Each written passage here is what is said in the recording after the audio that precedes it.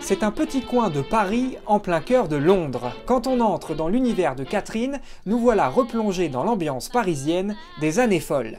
Ce qu'on va trouver dans ma boutique, c'est l'art de vivre à la française.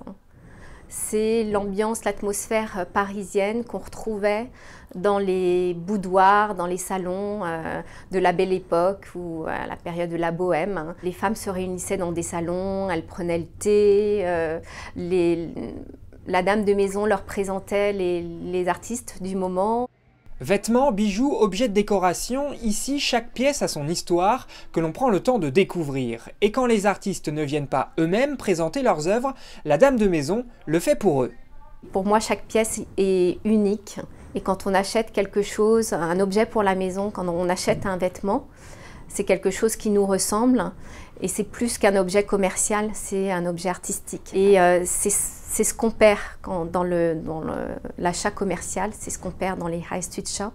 Il n'y a plus d'histoire et la personne perd même son identité et sa personnalité. C'est justement pour exprimer sa personnalité que Catherine Jaillon a décidé d'ouvrir sa propre boutique en arrivant à Londres. Auparavant, cette passionnée d'art visuel et surtout de photographie travaillait dans un tout autre secteur. À Paris, Catherine était pharmacienne.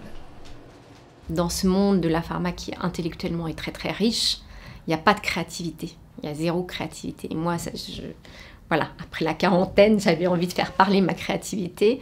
Et donc, je me suis dit, arriver à Londres, c'est le moment. On a l'impression que quand on est à Londres, tout est possible. Aujourd'hui, Catherine ne veut plus se séparer de cette énergie londonienne, même si elle reste follement amoureuse de Paris. J'aime retourner à Paris parce que j'adore, je suis toujours amoureuse de cette ville, mais pas pour y vivre, pas pour le quotidien. Je discutais avec un chauffeur de taxi, justement, français, qui habitait à Londres, et il me disait, vous savez, en fait, Paris, c'est comme ma maîtresse. Je l'adore, mais je ne peux pas vivre avec. Et Londres, bah, c'est comme ma femme, je vis avec elle, mais il n'y a pas la même passion. Voilà. Et je trouve que c'est un peu ça, cette ambiguïté-là.